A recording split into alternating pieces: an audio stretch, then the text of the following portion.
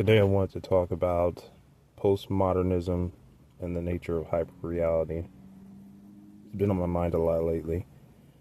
Um, you know, when I was spending time with Lilith, she was always making references to the Matrix.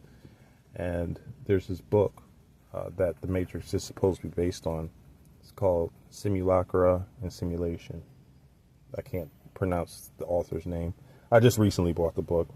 But the whole idea of a simulation, of just like our reality being a projection, has been on my mind a lot lately.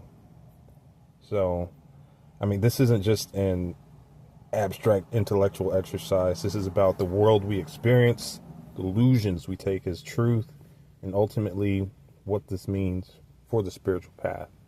And like, I think some of you who actually take the time to look around, you see that like a lot of the things that we used to accept as truth have come out as like, no. There's been a lot of things like the government has released that, we used to think were fictitious. For example, aliens. Aliens used to be a joke. And it's like now, we've had like, I guess, congressional meetings on UAPs and how they're in the sky and in the ocean. Just crazy stuff. But I digress.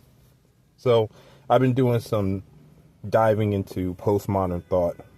And one concept that really stood out to me is the theory of hyperreality. If you're not familiar, hyperreality is the idea that our reality is no longer built on anything truly original. It's a cycle of repeated references, a copy of a copy of a copy, until the original is lost entirely.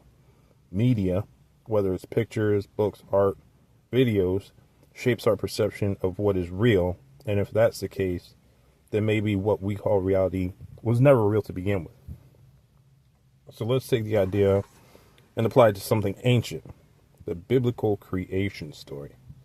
Genesis chapter 1, verse 27 says that man was made in the image of God.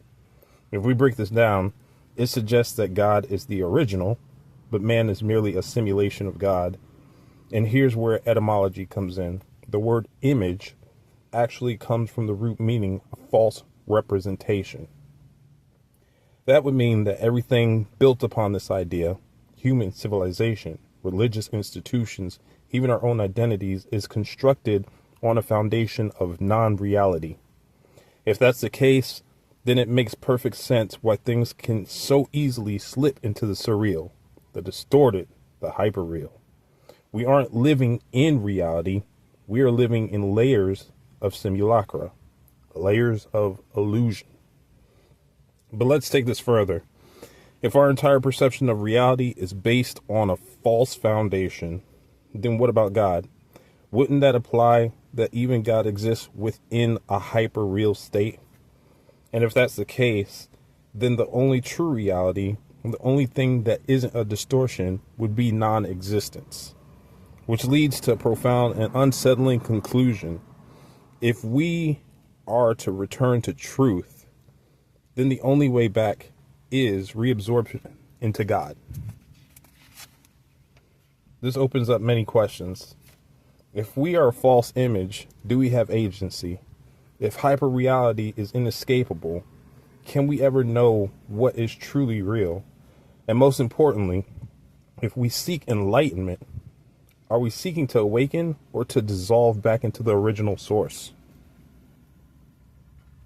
That's pretty much what I've got for today. I just received the book Simulacra and Simulation, and I've been reading it. It's been blowing my mind. I mean, just the first couple of pages. But that's for another video. I'll be talking about that. Be doing a book review. Yeah. So, talk to you later.